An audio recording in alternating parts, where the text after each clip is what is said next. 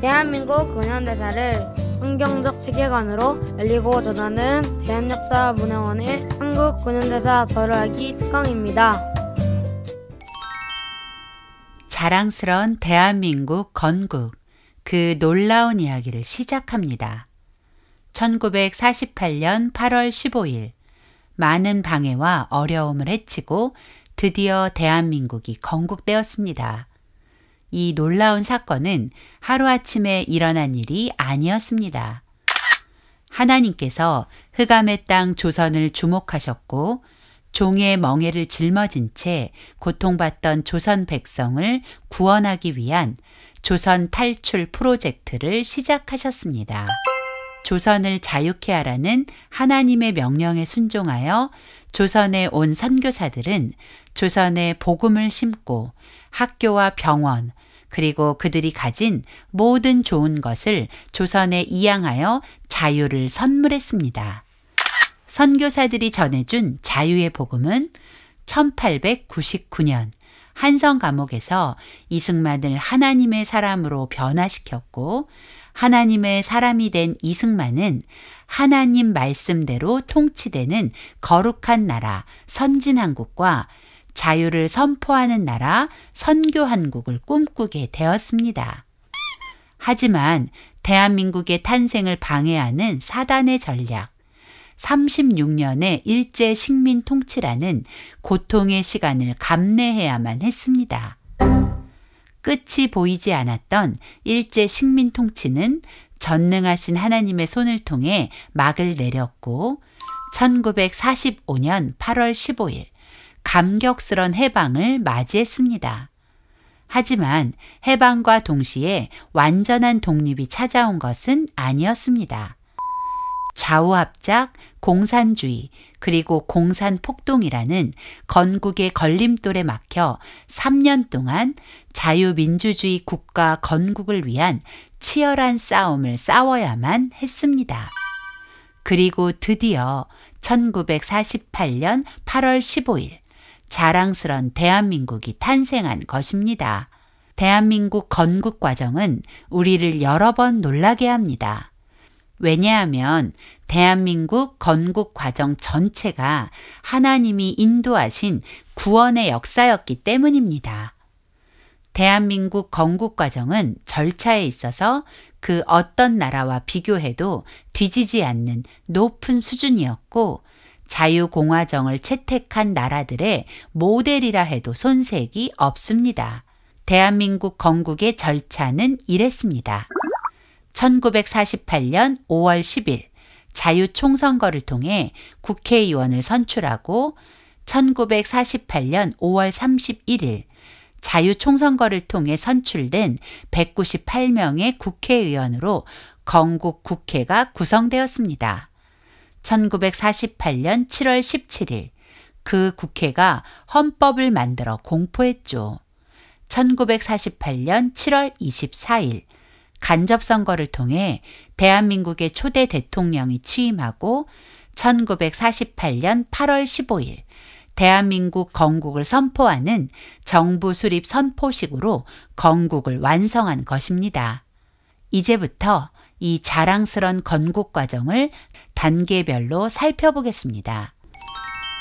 대한민국 건국의 첫 번째 관문은 1948년 5월 10일 시행된 자유총선거입니다. 자유총선거는 국민을 대표하는 국회의원을 선출하여 국회를 구성하기 위한 선거로 모든 국민에게 일제히 자유를 준 놀랍고 획기적인 사건이었습니다. 지금부터 자유총선거의 진행 과정과 그 의의에 대해 알아볼까요? 5월 10일 시행된 자유총선거는 남한의 각 선거구에서 총 200명의 국회의원을 선출하여 국회를 구성하기 위한 것이었습니다. 국회는 입법부로 법을 만드는 기관입니다. 때문에 한 나라를 건국함에 있어 가장 먼저 세워져야 하는 기관이 바로 입법부입니다. 그래서 입법부를 구성하는 국회의원 선거가 건국 과정에서 가장 먼저 시행된 것입니다. 해방 직후인 1945년 12월 모스크바 3상회의에서 한반도의 완전한 독립을 위해 신탁 통치를 결의하고 그 실행은 미소 공동위원회를 설치하여 그 결정에 따르기로 했습니다. 하지만 미국과 소련의 의견차가 좁혀지지 않았고 1947년 9월 17일 미국은 한반도 독립 문제를 유엔으로 넘겼죠. 1947년 11월 14일 유엔 총회는 미국 측 의견이 대거 반영된 결의안을 채택하고 표결에 붙여 한반도의 독립을 위해 남북한 단일 선거를 실시하기로 결의하고 합법적이고 투명한 선거를 위해 한반도의 선거를 감시하고 협의할 권한을 가진 유엔 한국임시위원단을 즉시 구성하기로 결정했습니다. 한반도에 파견할 임시위원단은 총 9개국으로 구성하고 한반도에서 시행될 선거의 방식은 성인 보통 선거제에 기초한 비밀 투표 방식에 의해 실시될 것이며 각 선거구의 인구 비례로 대표를 선출하여 선출된 대표들로 국회를 구성하고 한국의 독자적인 정부를 수립하는 것을 목표로 한다는 내용의 결의문을 발표했습니다. 유엔 총회에 남북 단일 선거 결정이 전해지자 남한은 남북 단일 선거를 환영했습니다. 하지만 북한은 유엔의 결정을 받아들일 수 없다며 반발했습니다. 더구나 이제껏 이승만 박사와 마음을 같이 하던 김구 선생이 총선거를 반대하고 나서며 진정한 통일을 위해서라도 반드시 선거를 통해 자유민주주의 정부를 구성해야 한다는 이승만 박사와 대립하며 총선거 실시에 재를 뿌렸죠. 이런 상황에서 1948년 1월 7일 필리핀, 엘살바도르, 프랑스, 중국, 인도, 시리아, 호주, 캐나다 총 8개국의 대표가 유엔 한국임시위원단 자격으로 한국에 도착했습니다. 8개국 모든 나라가 총선거를 지지하는 마음으로 한국에 온 것은 아니었습니다. 필리핀, 엘살바도르, 프랑스, 자유중국은 총선거를 지지하는 입장이었지만 인도, 시리아, 호주, 캐나다는 총선거에 부정적이었죠. 그래서 이승만 박사를 비롯한 남한 내 자유민주주의 지지자들은 더 적극적으로 유엔 한국임시위원단 맞이에 공을 들였습니다. 유엔 한국임시위원단은 남한과 북한을 둘러보기 위해 미군정과 소련 군정에 협조를 요청했습니다. 미군정은 유엔 한국임시위원단을 환영하며 적극적으로 협조했지만 북한의 소련 군정은 유엔 한국임시위원단이 38선을 넘지 못하도록 강력히 저지하며 선거를 방해했습니다. 소련의 방해로 북한에 들어가지 못한 유엔 한국임시위원단은 남한의 상황만을 살펴본 후 유엔으로 돌아갔고 1948년 2월 26일 유엔 소총회는 다음과 같은 결정을 내렸습니다. 총선거 실시가 가능한 지역 남한에서 유엔 감시하에 총선거를 실시하고 유엔 감시하에 총선거가 불가능한 북한 지역에서는 추후 선거를 통하여 통일 정부를 구성해 참여토록 하라. 당시 남한에는 남과 북 전체 인구의 3분의 2가 넘는 사람이 살고 있었기 때문에 선거를 치를 조건이 충족되었고 유엔은 이런 상황을 고려해 이와 같은 결정을 내리게 된 것입니다. 그렇게 1948년 5월 10일 자유총선거를 남한에서 실시하게 되었습니다. 역사를 왜곡한 세력들은 50총선거를 국민 대다수가 반대한 것처럼 말하지만 사실은 정반대로 남한 내 많은 사람이 50총선거에 거는 기대는 대단했습니다. 우선 총선에 입후보한 후보자의 수가 놀랍습니다. 총선에는 모두 948인이 입후보하여 평균 4.7대 1의 경쟁률을 보일 만큼 후보자들의 선거에 대한 열기가 뜨거웠고 국민의 대다수가 이 첫 선거를 기대하며 홍보에도 적극적이었습니다. 드디어 1948년 5월 10일 우리 역사상 최초의 선거 자유총선거가 시작되었습니다. 각 투표소마다 설레는 마음으로 사람들이 모여들었습니다. 이날 투표에는 남자, 여자의 차별이 없었습니다. 노인과 젊은이든 남한에 거주하는 만 21세의 모든 사람이 이 선거에 참여해 자신이 원하는 후보에게 표를 행사했습니다. 재미난 것은 당시 문맹자가 많았기 때문에 짝대기 기호로 후보자의 순번을 표시한 것입니다. 당시 많은 문맹자들을 배려한 것이었죠. 지금과 비교해보면 투표소의 환경이 어설프게 보이지만 무엇 하나 넉넉하지 못한 그때 제대로 된 절차를 따라 대한민국을 건국하려 애쓴 건국 아버지들의 노고가 느껴집니다. 50 총선거에 대한 국민의 관심과 열정이 얼마나 대단했는지는 당시 투표율을 보면 알 수 있습니다. 95.5%. 정말 놀라운 투표율 아닌가요? 남한 땅에 살고 있던 국민 대다수가 투표에 참여했다는 뜻이죠. 즉, 많은 사람이 이 선거를 기다리고 원했다는 명백한 증거입니다. 그러나 50 총선거가 치러지는 과정은 순탄치 않았습니다. 공산국가 건국을 꿈꾸던 공산 세력들은 4.3 폭동을 일으켜 선거를 방해했죠. 공산 폭도들은 5월 10일 선거 당일 제주도 133개의 투표소를 습격하여 선거관리원 15명을 살해하고 선거인 명부 절반 이상을 탈취하여 태워버리고 북제주군 갑을 선거구의 투표가 무효 처리되게 만들었습니다. 공산 세력들은 제주도뿐 아니라 전국 각지에서 크고 작은 폭동을 일으켜서 선거 직전 5주 동안 약 589명을 살해하고 선거 당일에는 62명의 경찰과 공무원들을 살해하는 끔찍한 만행을 저지르며 선거를 방해했습니다. 공산주의 세상을 꿈꾸는 세력들은 아직까지도 그 마음을 포기하지 않고 꾸준히 대한민국 전복의 기회를 노리는 중입니다. 그런 그들의 소망을 이루고자 쓰여진 소설이 바로 조정래의 태백산맥입니다. 조정래의 태백산맥은 분명 허구이지만 마치 진실인 것처럼 사람들을 속여왔습니다. 조정래는 이 소설에 50 총선거를 엉터리 선거라고 주장합니다.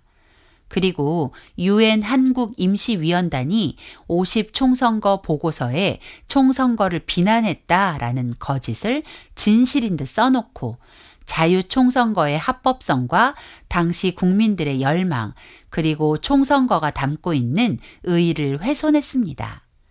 이 소설을 읽은 많은 젊은이들은 공산주의 사상에 물들어 현재 대한민국을 부정하는 주류가 되어 있습니다. 소설 태백산맥은 대한민국을 저주하기 위한 공산주의자들의 역사 왜곡 1등 공신이라 해도 과언이 아닐 것입니다. 하지만 진실은 소설과는 완전히 다릅니다. UN 한국임시위원단이 한국 파견 기간 동안 자신들의 활동 내용과 50 총선거 이후의 활동 및 위임사항 등에 대한 작성한 보고서의 결론은 이렇습니다. 위원단은 50 선거에 대해 위에서 언급한 사실들을 고려하여 다음과 같은 견해를 갖게 되었다. 첫째, 선거 준비 기간과 선거 당일에 있어서 남조선에는 언론 출판 집회의 자유 등 민주주의적 재권리가 인정 및 존중된 합당한 정도의 자유 분위기가 존재하였다. 둘째, 조선 주둔 미군 및 남조선 과도 정부는 선거 수속에 관한 위원단의 건의에 응하였으며 선거 실시는 전반적으로 선거법 및 선거 규정에 부합되었다. 셋째, 선거는 조선의 독립을 회복하는 데 있어서 한 단계로 간주되고 있었으며 이것이야말로 선거인들 앞에 제시된 유일한 실질적인 쟁점이었으며 등록과 투표의 양면에 있어서 높은 퍼센티지를 기록하게 만든 요인이었다. 선거에 입후보한 후보자들은 조선의 통일과 독립을 실현하기 위한 이러한 방법을 지지했으며 따라서 선거인들에게 근본적으로 대립되는 쟁점들을 제시하지 않았다. 선거와 관련된 쟁점들에 대한 반대는 선거 자체를 보이콧하는 형태를 취했다. 마지막으로 선거감시반의 보고서와 위에 언급한 각 장별 결론들을 고려하고 또 조선 사람들의 전통적 역사적 배경을 생각할 때 1948년 5월 10일 투표의 결과는 조선의 위원단이 접근 가능한 부분이며 전체 조선 인구의 약 3분의 2에 근접하는 인구가 거주하고 있는 지역에 있어서 선거인들의 자유의사에 타당한 표현이라고 정리했습니다. 즉, UN 한국임시위원단의 보고서의 결론은 50 총선거는 독립을 열망하는 한국인들의 소망이 표현된 합당한 선거라는 것입니다. 50 총선거는 선거의 4대 기본 원칙, 보통선거, 평등선거, 직접선거, 비밀선거의 원칙이 적용된 수준 높은 선거였습니다. 오직 나이의 제한만 존재하여 당시 만 21세 이상의 사람이라면 누구나 참정권이 주어진 보통선거, 신분이나 성별, 학벌, 지역 등의 차별 없이 오직 한 사람이 하나의 투표권을 가지는 평등선거, 대리투표가 아닌 유권자 본인이 직접 투표하는 직접선거, 유권자가 누구에게 표를 행사했는지 타인에게 비밀이 보장되는 비밀선거가 실현된 수준 높은 선거였죠. 선거의 4대 원칙이 적용된 참정권을 건국 초기부터 시행한 나라가 흔치 않았다는 것을 아시나요? 선거제도를 일찍부터 사용한 나라들은 어땠을까요? 이 사진은 1914년에 런던에서 에멀린 펜크허스트라는 여성이 시위에 참석했다가 경찰에 체포되어 끌려가는 장면입니다. 무슨 시위였을까요? 바로 여성의 참정권을 보장하라는 시위였습니다. 참정권이란 정치에 참여할 수 있는 권리, 즉 투표권을 말하죠. 당시 영국은 민주주의 정치제도를 시행했던 나라였음에도 불구하고 모든 사람이 참정권을 가진 것은 아니었습니다. 영국의 선거제도가 시행된 1754년 오직 3.5% 귀족에게만 참정권이 주어졌고 164년 후인 1918년이 되어서야 21세 이상의 모든 남성과 일정 자격을 갖춘 30세 이상의 여성에게 참정권이 부여되었습니다. 그리고 10년이 지난 1928년이 돼서야 21세 이상의 모든 여성이 참정권을 가지게 된 것입니다. 즉 19세기 최고 선진국이었던 영국은 선거제도가 시행된 후 모든 국민에게 참정권을 가지는데 174년이라는 긴 시간이 걸렸다는 것입니다. 자유민주주의의 모델과 같은 나라 미국은 어떨까요? 미국도 모든 사람이 참정권을 가지는 데까지는 오랜 시간이 필요했습니다. 1863년 노예 해방 이후 100년이 지난 1965년이 되어서야 비로소 모든 흑인에게 참정권이 생겼으니까요.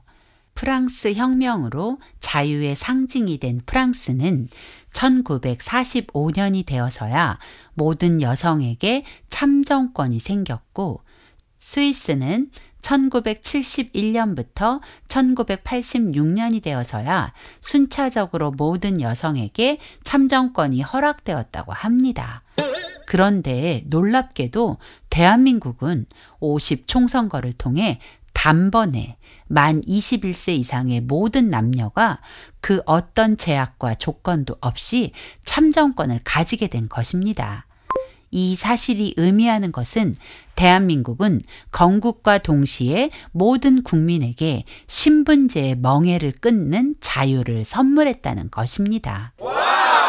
이렇게 놀라운 50총선거를 통해 첫 국민 대표 국회의원이 선출되었죠. 원래는 200명의 국회의원이 선출되어야 했지만 제주 4.3 사건으로 제주도 2개의 투표소의 투표가 무효 처리되면서 198명이 우리나라 첫 국회의원으로 탄생한 것입니다. 50총선거에서 선출된 198명의 대한민국 첫 국회의원들은 1948년 5월 31일 대한민국 역사의 첫 번째 국회, 재헌국회로 시작되었습니다. 좀 더 정확한 표현을 하자면 건국국회가 열린 것이죠. 최초의 국회를 재헌국회라 부르는 이유는 헌법을 제정한 국회이기 때문입니다. 이 사진은 우리나라 최초의 국회의원들이 모여 대한민국 첫 번째 국회가 열리는 장면입니다. 정말 감격스러운 장면이죠. 단상 쪽에는 국회 회의를 인도하는 임시의장 이승만 박사와 합창단 그리고 외국에서 온 손님들이 보이고 맞은편에는 우리나라 첫 번째 국회의원들이 앉아 있습니다. 대한민국 첫 번째 건국국회를 시작하면서 단상 앞에 선 임시의장 이승만 박사는 이렇게 말합니다. 대한민국 독립민주국 제1차 회의를 여기서 열게 된 것을 우리가 하나님께 감사해야 할 것입니다. 종교 사상 무엇을 가지고 있든지 누구나 오늘을 당해가지고 사람의 힘으로만 된 것이라고 우리가 자랑할 수 없을 것입니다. 그러므로 하나님께 감사를 드리지 않을 수 없습니다. 나는 먼저 우리가 다 성심으로 일어서서 하나님에게 우리가 감사를 드릴 터인데 이은영 의원 나오셔서 간단한 말씀으로 하나님에게 기도를 올려주시기를 바랍니다. 이승만 박사는 우리의 해방과 건국이 하나님의 섭리라고 고백하며 하나님께 감사 기도를 드리며 대한민국 첫 국회를 시작했습니다. 대한민국의 시작은 이렇게 하나님의 놀라운 섭리를 고백하는 것으로 시작되었습니다. 이승만 박사의 이 고백은 1948년 5월 31일 오전 10시 제1회 국회 속기록, 국회 본회의록 제1호에 기록되어 역사의 기록으로 대한민국이 존재하는 한 영원히 기억될 것입니다. 그리고 이은영 의원은 이렇게 기도했습니다. 하나님이시여, 이로부터 남북이 둘로 갈리어진 이 민족의 어려운 고통과 수치를 신원하여 주시고 우리 민족, 우리 동포가 손을 같이 잡고 웃으며 노래 부르는 날이 우리 앞에 속히 오기를 기도하나이다. 하나님이시여, 원치 아니한 민생의 도탄은 길면 길수록 이 땅에 악마의 권세가 확대되나 하나님의 거룩하신 영광은 이 땅에 오지 않을 수 없을 줄 저희들은 생각하나이다. 원컨대 우리 조선 독립과 함께 남북 통일을 주시옵고 또한 민생의 복락과 아울러 세계 평화를 허락하여 주시옵소서. 이은영 의원은 대한민국 국회를 시작하는 이날 남북 통일과 민생 복락 그리고 세계 평화를 구했습니다. 이 기도는 이승만 박사가 한성 감옥에서 꿈꾼 선진한국, 선교한국과 일치하는 것이었죠.